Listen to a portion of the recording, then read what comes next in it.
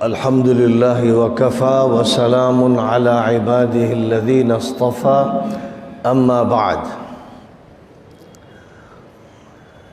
بہار کے دورے میں ارریہ شہر میں آج ہم لوگ ایک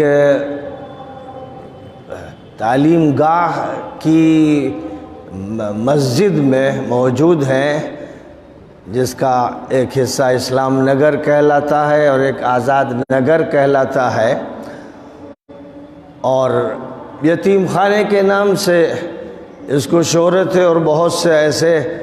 مکاتب اور مدارس ہیں جو یتیم خانہ کہلاتے ہیں۔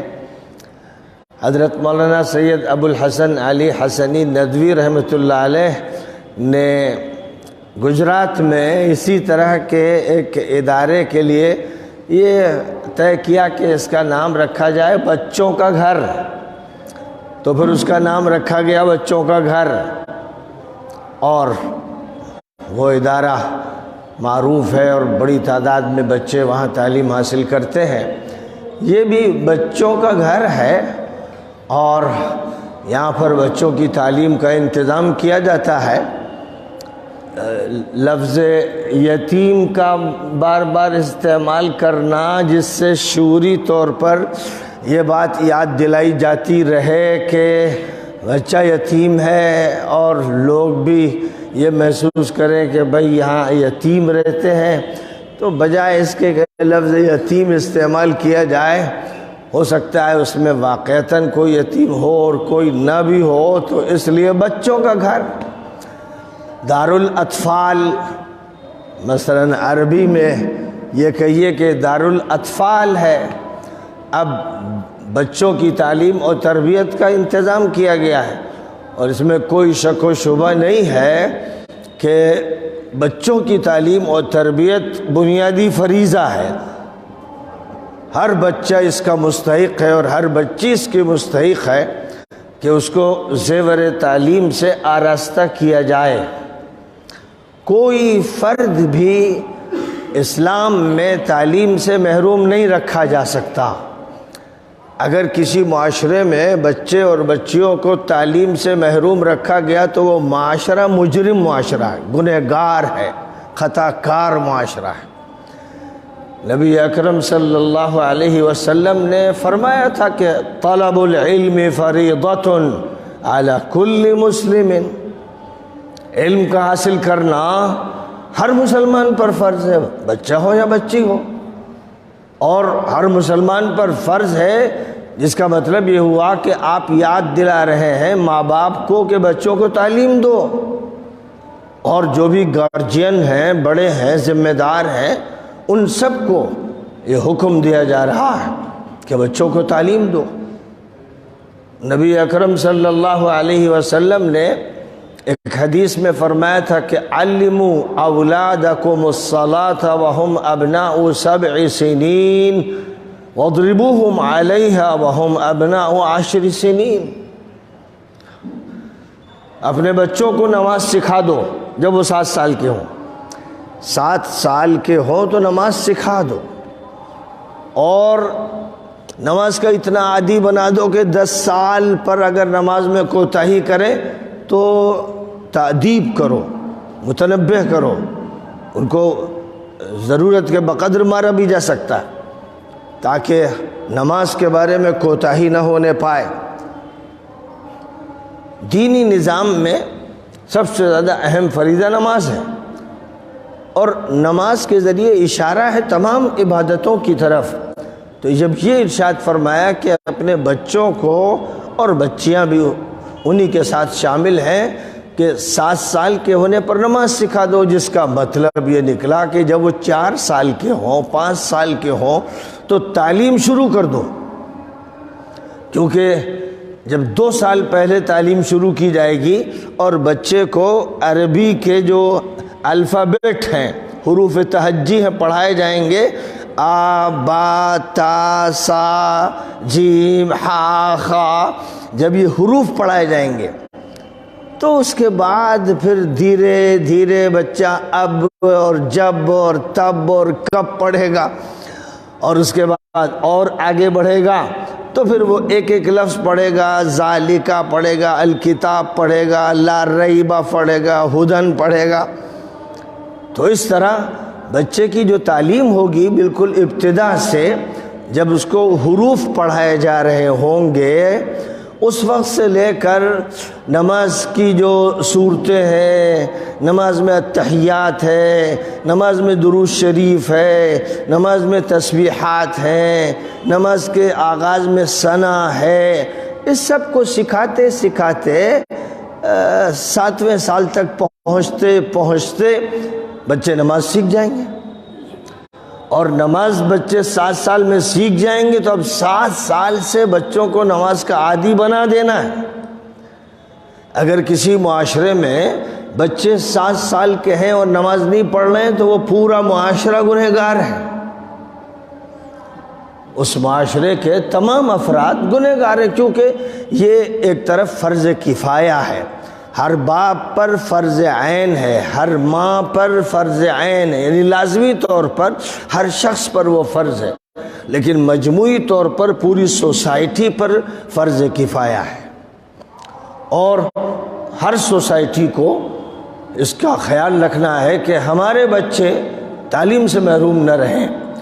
اور تعلیم کا لفظ جب بولا جاتا ہے، اسلام میں جب تعلیم کا لفظ بولا جاتا ہے تو یاد رکھیے کہ پہلے عربی زبان کے حروف سکھائے جاتے ہیں۔ اگر کوئی اپنے بچے کو ہندی میڈیم اسکول میں یا انگلش میڈیم اسکول میں داخل کر رہا ہے اور کہتا ہے کہ میں نے تعلیم شروع کرا دی، تو وہ جاہل ہے، احمق ہے، لادین ہے، بے دین ہے، ناسمجھ ہے، بے عقل ہے، کیونکہ جس تعلیم کی بات کی جا رہی ہے اور حکم یہ ہے کہ نماز سکھا دو، تو نماز وہ انگلش میں پڑھے گا، ہندی میں پڑھے گا۔ اور جس بچے کو ہندی کے جو الفابیٹ ہیں یا انگلش کے ہیں وہ سکھائے جاتے ہیں، اے بی سی ڈی سے شروع کرتا ہے، کاکا گاگا سے شروع کرتا ہے، تو اس کے اندر یہ صلاحیت پیدا نہیں ہوتی ہے کہ وہ قرآن صحیح لہجے میں پڑھ سکے۔ آپ تجربہ کر کے دیکھ لیجئے، جو بچے بھی انگلش میڈیم میں یا ہندی میڈیم میں پڑھتے ہیں، پہلے سے یعنی پہلی کتاب انہیں انگلش کی دے دی جاتی ہے یا ہندی کی دے دی جاتی ہے، پہلے نمبر پر ان کو قاعدہ بغدادی یا یسرنا القرآن یا نورانی قاعدہ وغیرہ وغیرہ، کوئی بھی ایسی کتاب کی جس کے ذریعے وہ عربی کے حروف تہجی سے واقف ہوں اور اس کے بعد عربی کے الفاظ ادا کر سکے۔ اگر نہیں پڑھائی گئی تو کبھی قرآن صحیح نہیں پڑھ سکتے۔ اور یہاں پر تھوڑے سے حضرات بیٹھے ہوئے ہیں، ظاہر ہے کہ میں امتحان لینے کے لیے نہیں بیٹھا ہوں، لیکن آپ خود اپنا امتحان لے لیجئے اور پڑھیے قرآن پاک اور دیکھیے کہ آپ کا لب و لہجہ کیا ویسا ہے جیسے حرم کے امام کا ہے، مسجد نبوی کے امام کا ہے، مسجد اقصیٰ کے امام کا ہے، مصر کے ائمہ کا ہے۔ اگر آپ کا لہجہ یعنی لہجے سے مراد حروف جس طرح ادا کرنے چاہیے وہ مطابق نہیں ہے ان کے جو معتبر قراء ہیں، تو آپ یاد رکھیے کہ ابھی آپ کو قرآن پڑھنا نہیں آیا۔ تو عمر کتنی ہو آپ کی اور کتنے بڑے آپ قابل شمار کیے جاتے ہو، لیکن اسلامی نقطۂ نظر سے جاہل ہیں، کیونکہ آپ قرآن نہیں پڑھ سکتے۔ بسم اللہ الرحمن الرحیم، قل هو اللہ احد اللہ الصمد لم یلد ولم یولد ولم یکن له کفوا احد۔ اب اسی کو اگر قل هو اللہ احد پڑھے کوئی، اللہ الصمد پڑھے کوئی،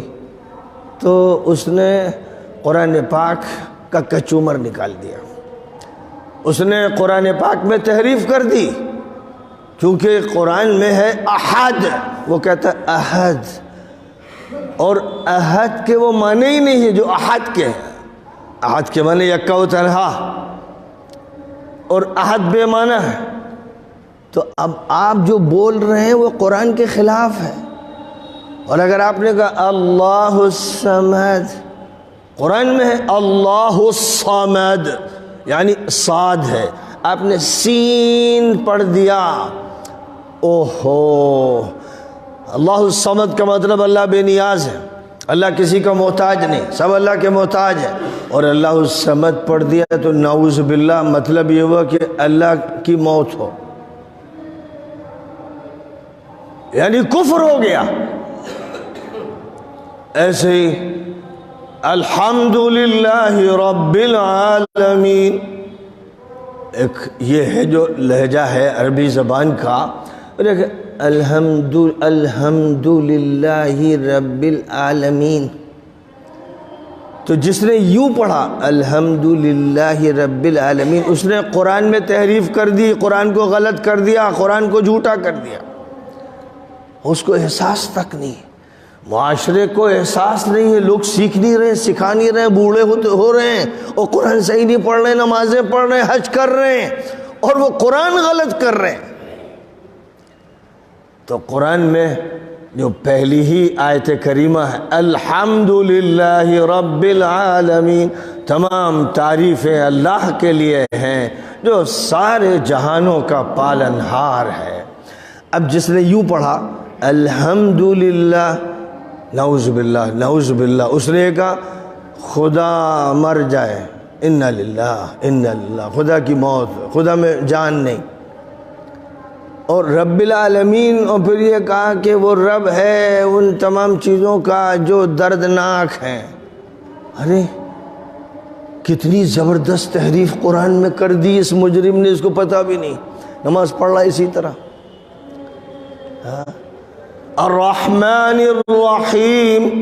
الرحمن الرحیم، ہا نکالنا. اب اگر کوئی یوں پڑھ دے الرحمن الرحیم تو اس نے قرآن میں تحریف کر دی، قرآن غلط کر دیا، قرآن کی کمر توڑ دی. اس لیے میرے بزرگوں اتنی بڑی بات ہے اور اس طرف توجہ نہیں ہے. سب سے پہلے ہمیں بچوں کو قرآن پڑھنے کی اہلیت عطا کرنا ہے. ہمیں عربی زبان کے حروف سے تعلیم شروع کرنی ہے، وہ چاہے انگلش میڈیم اسکول ہو یا ہندی میڈیم اسکول ہو یا اردو میڈیم اسکول ہو. اگر اس مسلمانوں کے مینجمنٹ کا کوئی اسکول ہے اور اس کو آپ نے چاہے یتیموں کا گھر کہا ہو، یتیم خانہ کہا ہو، جو چاہیے آپ نام رکھ لیجئے، لیکن پہلے عربی زبان کے حروف سے تعلیم شروع کرنی ہے. جب تک عربی زبان کے حروف کی مہارت نہ پیدا ہو جائے اس وقت تک انگلش کی اور ہندی کی کوئی کتاب نہیں پڑھائی جائے گی. پہلا کام یہ ہوگا کہ زبان کو عربی حروف کا عادی بنا دیا جائے، یہاں تک کہ بچہ اس قابل ہو جائے کہ وہ قرآن صحیح پڑھے. جب وہ قرآن صحیح پڑھنے لگے، اس کی تلاوت صحیح ہو جائے، قراءت صحیح ہو جائے، ترتیل صحیح ہو جائے، تب آپ اس کو اور چیزیں پڑھائیے. اس کو میتھ پڑھائیے، جنرل نالج پڑھائیے، سائنس پڑھائیے، اور جتنے بھی سبجیکٹس ہیں اسکول کے سبجیکٹس ہیں وہ سب پڑھائیے. لیکن وہ بعد میں پڑھائے جائیں گے، وہ تابع ہوں گے، وہ ماتحت ہوں گے. ان کا نمبر 2 نمبر 3 ہوگا. فرسٹ نمبر جو ہوگا وہ عربک لینگویج کا ہوگا، عربک ورڈز کا ہوگا اور عربک الفابیٹ کا ہوگا. یہ ترتیب ہے اسلامک اسکولوں کی اور اسلامک مدارس کی. تو مدرسہ ہو یا اسکول ہو، دونوں تعلیم گاہ ہوتی ہیں، اور مدرسے اور اسکول کے درمیان فرق بھی انگریزوں نے کیا، مسلمانوں نے نہیں کیا. مسلمانوں کا جو نظام 1300 سال سے چلا آ رہا تھا وہ ایک جامع تعلیمی نظام تھا، لیکن انگریزوں کی بدماشی تھی کہ انہوں نے مسلمانوں کے مدرسے تو بند کر دیے، اپنے اسکول کھولے، اور پھر مجبوراً مسلمانوں نے جو مدرسے قائم کیے ان مدرسوں میں بس دینیات کے نام سے کچھ پڑھانا شروع کیا، اور جو اسکول میں سبجیکٹس پڑھائے جاتے ہیں وہ اسکول کے حوالے کر دیے. تو اس طرح مدرسے کو توڑ کے 2 حصوں میں بانٹ دیا گیا. تو اسکول اور مدرسہ الگ الگ نہیں. تعلیم گاہ کا لفظ بولیے، ایجوکیشنل سینٹر،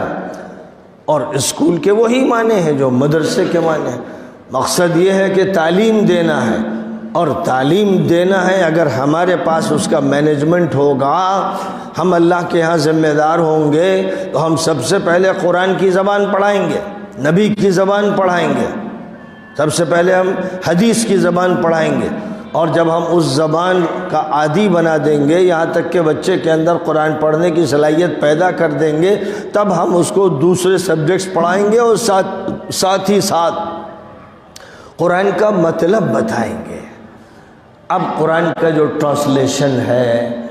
الفاظ کا جو مطلب ہے، وہ سمجھانا شروع کر دینا ہے، قبل اس کے کہ آپ انگلش اور ہندی کے دیوانے بن جائیں، غلام بن جائیں، اور ان کی فکر میں لگ جائیں کہ یہ دماغوں میں بیٹھا ہوا ہے کہ اگر کوئی انگلش میڈیم اسکول میں پڑھے گا تو اس کا اسٹیٹس زیادہ بلند ہوگا، ہندی میڈیم میں پڑھے گا تو درمیانی ہوگا، اور اردو میڈیم میں پڑھے گا تو اس کو یہ موقع نہیں ملے گا۔ یہ سب دماغ میں آقاؤں نے ڈال دیا ہے غلاموں کے، اور جو غلام ہیں تو وہ تو غلام ہی ہیں، ان کا تو علاج بڑا مشکل ہوتا ہے۔ تو بہرحال سب سے پہلے الفاظ درست کیے گئے، پھر معنی بتائے گئے۔ الحمد، تمام تعریف للہ، اللہ کے لیے، رب العالمین، تمام جہانوں کے مالک کے لیے، الرحمن، جو بہت ہی مہربان ہے، الرحیم، جو بہت مسلسل کرم فرما ہے، مالک یوم الدین، مالک جو ملکیت رکھتا ہے، یوم دن، الدین جزا و سزا، جو جزا و سزا کے دن کا مالک ہے۔ ایاک نعبد، صرف تیری ہم بندگی کرتے ہیں، وایاک نستعین، صرف تجھ سے مدد چاہتے ہیں۔ اہدنا الصراط المستقیم، اہدنا، ہمیں ہدایت دے دے، الصراط، راستے کی، المستقیم، سیدھے، اللہ سیدھے راستے کی ہمیں ہدایت دے دے، صراط الذین، ان کے راستے کی، انعمت علیہم، جن پر تو نے انعام فرمایا، غیر المغضوب علیہم، ان کے نہیں جن پر غضب نازل ہوا، ولا الضالین، اور نہ ان کے راستے کی جو گمراہ ہو گئے۔ اب ایک ایک لفظ کا مطلب سمجھایا جائے گا، اور جب اس کا مطلب سمجھایا جائے گا تو ہر بچے کو قرآن پاک کی سورہ فاتحہ کا ٹرانسلیشن یاد ہو جائے گا، اس کو مطلب معلوم رہے گا، اب وہ اس کا مطلب ادا کرے گا۔ اور اسی طرح انا اعطیناک الکوثر، انا، ہم نے، اعطینا، عطا کیا، کا، تم کو، الکوثر، کوثر و تسنیم، فصلی، بس پڑھو نماز، لربک، اپنے رب کے لیے، وانحر، اور قربانی کرو، ان شانئک، بے شک جو تم سے دشمنی کر رہا ہے، هو الابتر، وہی بے نام و نشان ہوگا۔ چھوٹی چھوٹی صورتوں کے الفاظ درست کیے جائیں، اور الفاظ کے معنی بتائے جائیں، اور پھر قرآن پاک کی جو صورتیں خاص طور پر کثرت سے پڑھی جاتی ہیں، ان صورتوں کا ترجمہ بچوں کو رٹا دیا جائے، اور جو بڑے ہیں ان کو بھی چھوٹی چھوٹی صورتوں کا مطلب اس طرح سمجھا دیا جائے کہ وہ پورے قرآن پاک کی سمری یاد کر لیں، یعنی خلاصہ ان کے ذہن میں آ جائے۔ تو سورہ فاتحہ کے تو ترجمہ ہر شخص کو یاد کرنا ہی ہے، اور ساتھ ساتھ صحابہ کرام کا یہ معاملہ تھا کہ آپس میں ایک دوسرے سے ملاقات کرتے تھے تو جب تک سورۃ العصر سنا نہیں دیتے تھے جدا نہیں ہوتے تھے، ایک دوسرے سے ملاقات کرتے تھے تو سورۃ العصر سناتے تھے، اس سے پہلے جدا نہیں ہوتے تھے۔ گویا سورۃ العصر ایک معاہدہ ہے جس کو یاد دلاتے تھے۔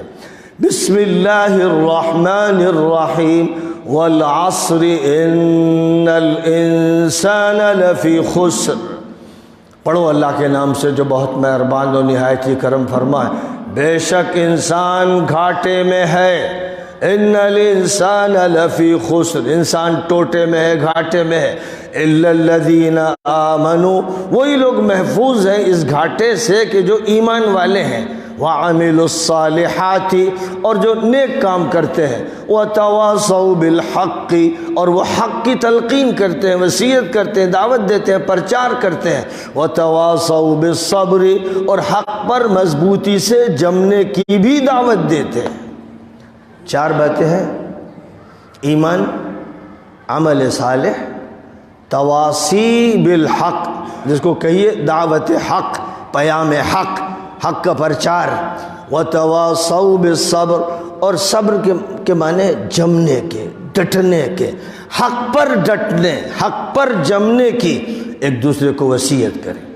تو یہ 4 چیزیں ہیں، اگر یہ ہوں گی کسی کے اندر تو وہ گھاٹے سے محفوظ ہوگا، اور اگر ان 4 میں سے ایک چیز کم ہوگی تو اتنا گھاٹا ہوگا، اور چاروں چیزیں خدا نخواستہ کسی میں نہیں ہوں گی تو وہ سر تا سر گھاٹے میں رہے گا۔ ہر شخص کو سب سے پہلے فکر کرنی ہے ایمان و یقین کی، ایمان و یقین، ایسا ایمان جو غیر متزلزل ہو، کچھ بھی ہو جائے، آندھی آ جائے، طوفان آ جائے، زلزلے آ جائیں، حکومتیں بدل جائیں، قتل عام ہو جائے، کیسی مصیبت آ جائے، ایمان ہمارا کوئی چھین نہیں سکتا۔ ایسی مضبوطی ہونی چاہیے۔ ایمان کا سودا نہیں ہو سکتا، کسی کے اندر یہ ہمت نہیں ہوگی کہ وہ ہمارا ایمان خرید لے، نہ ڈرا کر ہمارا ایمان ختم کیا جا سکتا ہے۔ یہ بات جب پیدا ہوگی تب ایمان ایمان کہلائے گا۔ اور عمل صالح جو ہے اس کا مطلب یہ ہوتا ہے کہ ایمان کے تقاضے کے مطابق عمل کرنا۔ ہم ایمان کس پر لائے؟ اللہ پر ایمان لائے، نبی پر ایمان لائے، قرآن پر ایمان لائے، اللہ کی شریعت پر ایمان لائے۔ تو جو مطالبہ شریعت کا ہے، قرآن کا ہے، نبی کا ہے، اللہ کا ہے، ہم کو اس پر عمل کرنا ہے۔ کسی حال میں بھی ہم کو اللہ کی شریعت سے دستبردار نہیں ہونا ہے۔ ہمیں حکومت مجبور کرے، کوئی طاقت مجبور کرے، مجبوری کے عالم میں کسی نے اگر کوئی عمل کر لیا ناگواری کے ساتھ تو اس پر اللہ کا عذاب نہیں آئے گا، اس کی پکڑ نہیں ہوگی، لیکن اصل حقیقت اس کے اندر زندہ رہنی چاہیے۔ باقی یہ فیصلہ ہونا چاہیے کہ ہم نبی پاک علیہ السلام کے دین کی کسی ایک سنت کو بھی چھوڑنے کے لیے تیار نہیں۔ ہمارا عمل صحیح ہوگا، درست ہوگا، نیک ہوگا، اور نیک عمل وہی ہے جو اللہ نے جس کو قرآن میں نیک عمل کہا ہے، نبی نے جس کو نیک عمل کہا ہے، اور شریعت اسلامیہ نے جس کو نیک عمل کہا ہے، وہ نیک عمل ہے۔ ہم کسی عمل کو نیک کہہ دیں اور کسی کو بد کہہ دیں، اس سے بات نہیں طے ہوگی۔ تو عامل الصالحات کا یہ مطلب ہوگا۔ اور پھر وتواصوا بالحق، تیسری بات یہ ارشاد فرمائی گئی کہ اللہ تعالیٰ ان لوگوں کو گھاٹے سے بچائے گا جو حق کا پرچار کریں گے، حق کی دعوت دے۔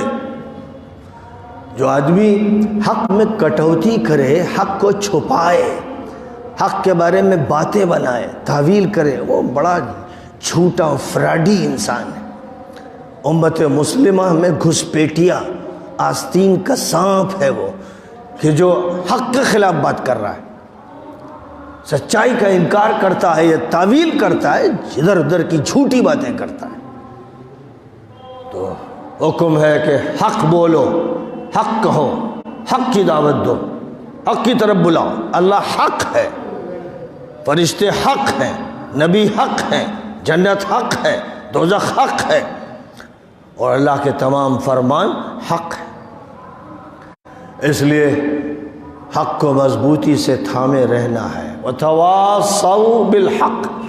اور چوتھی بات یہ ارشاد فرمائی گئی کہ حق کا راستہ کٹھن ہے، اس میں مشقتیں ہیں، دشواریاں ہیں، آزمائشیں ہیں، کبھی کبھی سزائیں ہیں، بڑے سخت مرحلے آتے ہیں۔ آپ سب کو معلوم ہے کہ حق بولنے کے نتیجے میں ہزاروں افراد اس وقت مصر کی جیلوں میں ہیں، سعودیہ کی جیلوں میں ہیں، امارات کی جیلوں میں ہیں، ہندوستان کی جیلوں میں ہیں، اور دنیا بھر، یہاں تو خیر کافر و مشرک ہیں، لیکن وہاں جہاں پر ایمان کے دعوے ہیں جھوٹے، وہاں پر جو بھی علماء ہیں، صلحاء ہیں، یہاں تک کہ حرم میں امامت کرنے والے بڑے بڑے حضرات و علماء، ان کو بھی جیلوں میں ڈال دیا گیا کہ حکومت پر انہوں نے تنقید کی اور منکر کو منکر کہا اور معروف کو معروف کہا۔ تو ظاہر ہے کہ ایسی حکومتیں ظالم ہیں، مجرم ہیں، فرعونی ہیں، اور جو ان کا ساتھ دینے والے مولوی ملا قاضی اور مفتی ہیں وہ سب مجرم ہیں، وہ فرعون کے حاشیہ بردار ہیں، اور جو علماء حق ہیں جنہوں نے حق کی بنیاد پر حق بات کہی اور ان کو جیل میں ڈالا گیا، وہی حق کے ترجمان ہیں، وہی حق کے دعویدار ہیں، وہی تواصو بالحق کے نمائندہ ہیں۔ تو چونکہ حق بولنا مشکل ہے، حق پر باقی رہنا مشکل ہوتا ہے، حق کے نتیجے میں بڑی کرواہٹیں ہوتی ہیں، بڑی سزائیں ملتی ہیں، اس لیے وَتَوَاصَوْا بِالصَّبْرِ، جب یہ فرمایا گیا وَتَوَاصَوْا بِالْحَقِّ تو ساتھ ہی ساتھ فرمایا گیا وَتَوَاصَوْا بِالصَّبْرِ، یعنی حق پر جمنا بھی، یہ نہیں کہ حق بول دیا، حق بول دیا پھر اس کے بعد حق سے ہٹ گئے، یہ نہیں ہونا ہے، مضبوطی سے حق پر جمے رہنا ہے، باطل کا مقابلہ کرنا ہے، کتنا ہی طاقتور ہو باطل اور کتنا ہی جبہ و دستار پہن کر آئے، فراڈی بن کر، دھوکہ دینے والا بن کر، کسی چیز سے متاثر نہیں ہوا جائے گا، حق پہچانا جائے گا اللہ کی کتاب سے اور نبی پاک علیہ الصلاۃ والسلام کی سنت سے، سیرت سے، صحیح حدیث سے، اور اس کے بعد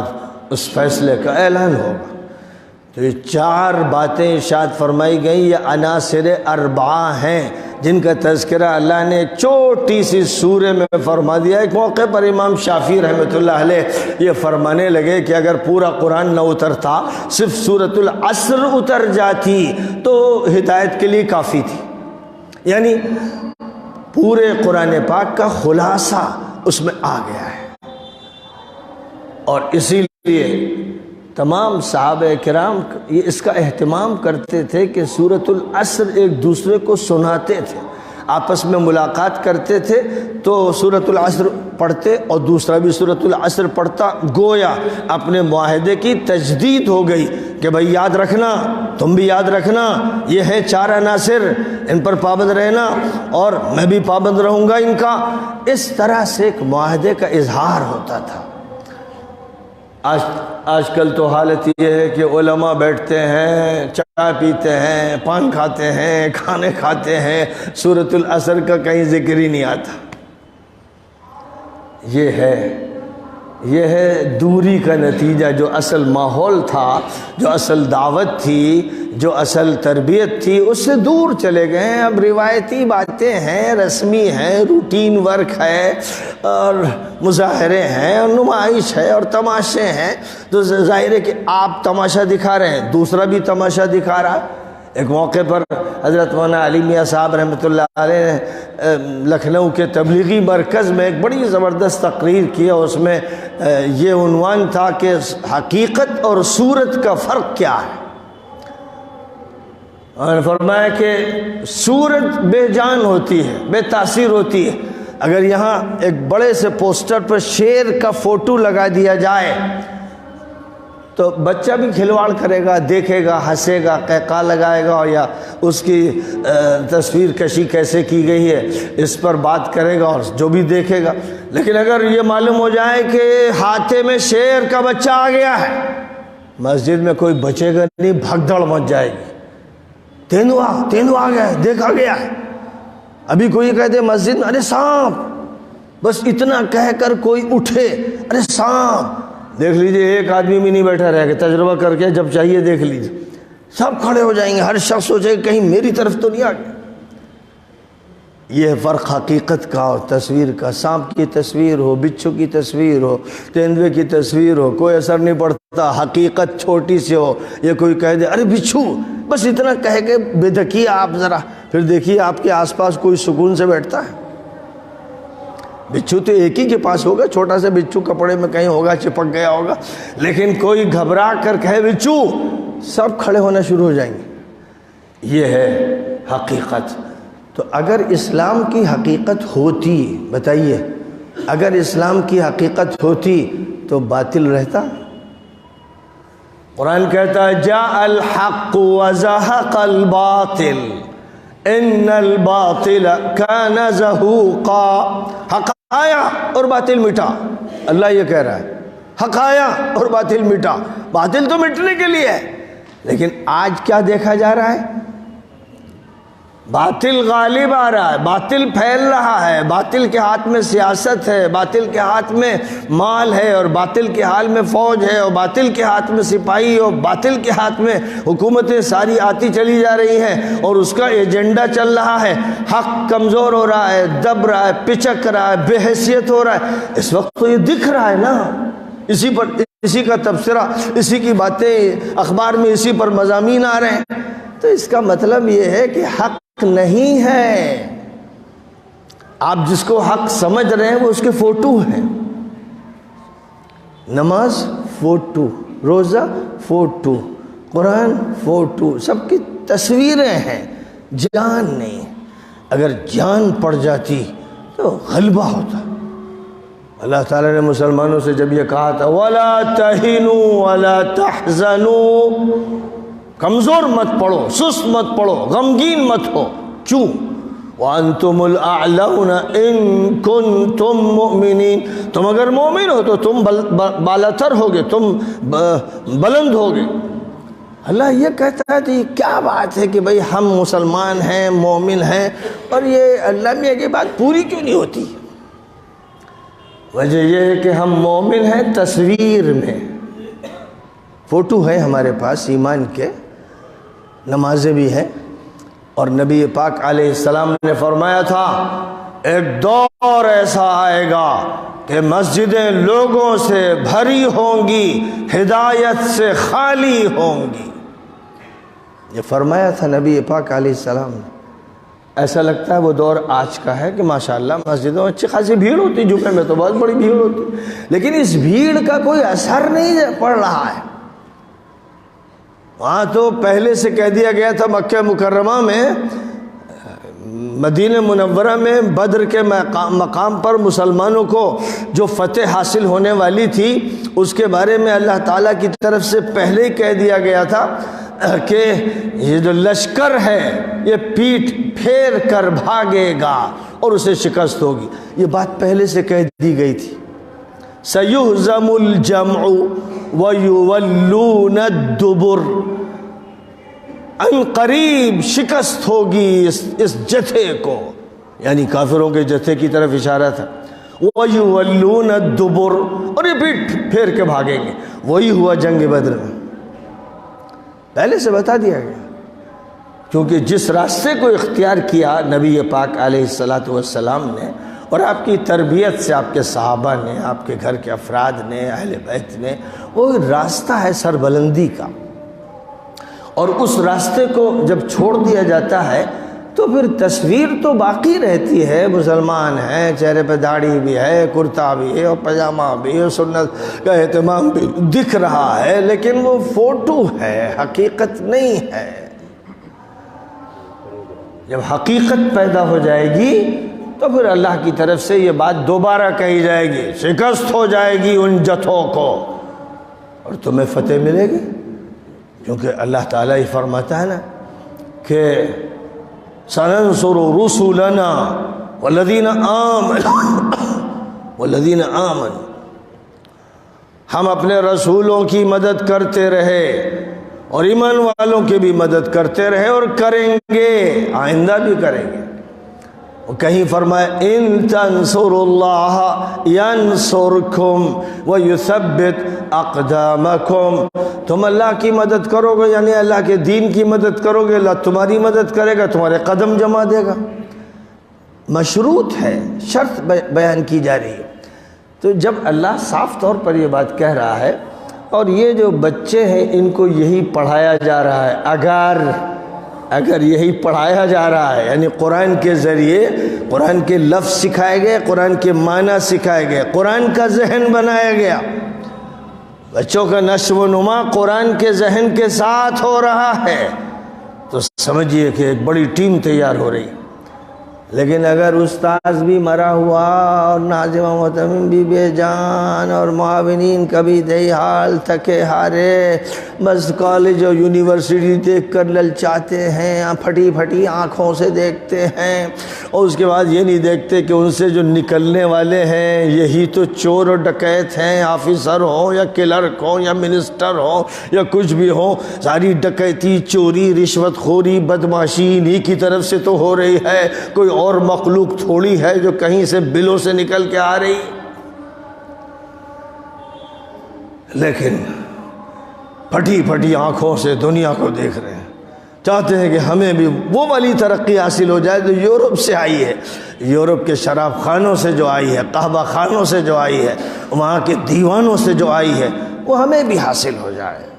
ہم بھی اس مقام پر پہنچ جائیں جو یورپ کا ہے اور امریکہ کا ہے۔ یہ دماغ جن لوگوں کا ہے وہ بیمار ہیں، سائیکولوجیکل بیمار، نفسیاتی بیمار، ان کے دماغ میں ایڈز لگا ہوا ہے، ان کے دماغ میں ایڈز کی بیماری ہے۔ اور ظاہر ہے کہ جو دماغی ایڈز میں مبتلا ہیں، دماغی کینسر میں، دماغی کورونا میں مبتلا ہیں، ان سے تو بچنے ہی میں عافیت ہے، دور رہیے بھائی، ڈسٹینس برقرار رکھیے اور ماسک لگا لیجئے بھائی۔ تو آپ ماسک لگاتے رہے جب کورونا کا شور مچا۔ آپ کو معلوم ہونا چاہیے کہ جو بھی ویسٹرنائز ہے، جو بھی اب ماڈرنائز بننا دکھاتا ہے، جس کے ذہن میں نبی کا طریقہ نہیں ہے، اس کو دیکھیے تو ماسک لگا لیجئے۔ اور یہ ماسک صرف ناک اور منہ میں نہیں، جراثیم صرف ناک اور منہ میں نہیں گھستے، یہ جراثیم آنکھوں میں بھی گھستے ہیں، کان میں بھی گھستے ہیں، اس لیے آنکھیں بھی بند کیجئے، منہ بھی بند کیجئے، ناک بھی بند کیجئے، ان سے بچیے۔ ان کے جراثیم بڑے خطرناک ہیں جو آج کل سیکولر مائنڈڈ کہلاتے ہیں۔ یہی سیکولر مائنڈڈ کبھی کمیونسٹ بن جاتے ہیں، کبھی سوشلسٹ بن جاتے ہیں، کبھی لبرلسٹ بن جاتے ہیں، کبھی ڈیموکریٹسٹ بنتے ہیں، اور اس کے بعد پھر تباہیاں ایسی مچاتے ہیں کہ ملکوں کو ویران کر دیتے ہیں۔ ان سے پرہیز کیجئے، یہ کورونا سے زیادہ خطرناک مرض لیے ہوئے ہیں، ان کا دماغ ایڈز میں مبتلا ہے اور کینسر ہے ان کے اندر، اور یہ کینسر ایسا نہیں جو انہی کو مارے گا، پوری سوسائٹی کو مار دے گا، ختم کر دے گا۔ اس لیے ایسے کینسر زدہ انسانوں سے جن کے دماغ میں لادینیت بھری ہوئی ہے، اپنے کو دور رکھیے، فاصلے پر رکھیے، دعوت دیتے رہیے کہ بات پہنچانا ہے، لیکن ان کی بیماریوں سے بچنا بھی ہے، بچوں کو بچانا ہے خاص طور پر، اس لیے کہ اگر ان کا اچھا نشو و نما کر دیا گیا، ان کی صحیح تربیت کر دی گئی تو بڑی امیدیں وابستہ ہیں، اور خدا نخواستہ اگر بچوں کی صحیح تعلیم نہیں ہوئی، تربیت نہیں ہوئی، تو یہی بچے ہیں جو آوارہ نوجوان بنتے ہیں، یہی بچے ہیں جو چین پولنگ کرتے ہیں، یہی بچے ہیں جو احتجاج میں ریلوں کو جلاتے ہیں، بسوں کو جلاتے ہیں، پٹریاں اکھاڑتے ہیں، یہی ہیں جو خودکشی کرتے ہیں اور کسی کو مارتے ہیں اور کسی کی ماب لنچنگ کرتے ہیں۔ یہ بچے تھے جو جوان ہوئے، اور یہ جوان ہے جو پاگل ہوئے اور دیوانے ہوئے۔ یہ سب دکھ رہا ہے اب آنکھوں کے سامنے، قصے نہیں، یہ قصے اور کہانیاں اور افسانے نہیں، آنکھوں کے سامنے کے مشاہدات ہیں۔ ملک میں لوگ دیکھ رہے ہیں کہ وہ منظر واپس آ گیا ہے جو مکہ مکرمہ میں حضرت بلال پر گزرا، حضرت خبیب اور خباب پر گزرا۔ آج یہاں پر بھی ایسے غنڈے اور اوباش ہیں جو ماب لنچنگ کر کے کسی بھی کمزور مسلمان کو مار دیتے ہیں، ڈنڈوں سے، لاٹھیوں سے، راڈوں سے۔ تو ان سے بدتر، ان سے زیادہ بدبخت، ان سے زیادہ شرری افراد پیدا ہو گئے، اور یہ پیدا ایسے نہیں ہوئے کہ زمین پھٹی تو اندر سے نکل آئے، یا آسمان پھٹا وہاں سے گرے، یہ ہمارے اسکولوں سے تیار کیے گئے، یہ کالجوں میں تیار کیے گئے، یہ میڈیا کے ذریعے تیار کیے گئے، یہ زہریلے نظام کے ذریعے تیار کیے گئے۔ اس لیے بہت بڑی ذمہ داری ہے خاص طور پر ملت اسلامیہ پر، امت اسلامیہ پر، اس کے افراد پر، کہ وہ بڑے پیمانے پر کام کریں، تربیت کے ادارے قائم کریں، مکاتب کا جال بچھا دیں، اچھے اسکول بھی قائم کریں، شفا خانے بھی وجود میں لائیں، رفاہی کام کریں، ویلفیئر جتنے بھی کام ہو سکتے ہیں وہ سب انجام دیں، اور اللہ کے نام کی سربلندی کا مظاہرہ کریں، کلمہ لا الہ الا اللہ کو سربلند کریں، محمد الرسول اللہ کی حقیقت سمجھائیں، صلی اللہ علیہ وسلم۔ بہرحال ہم لوگ تو مسلسل سفر میں ہیں، سفر کے دوران آپ کے پاس پہنچے، پھر ایک چھوٹا سا سفر ہے، آگے پھر کوئی پروگرام ہے، اور اس کے بعد پھر ایک اور چھوٹا سا سفر ہے، کہیں پر قیام ہے، تو یہ تسلسل ہے۔ بہرحال یہاں پر حاضری ہوئی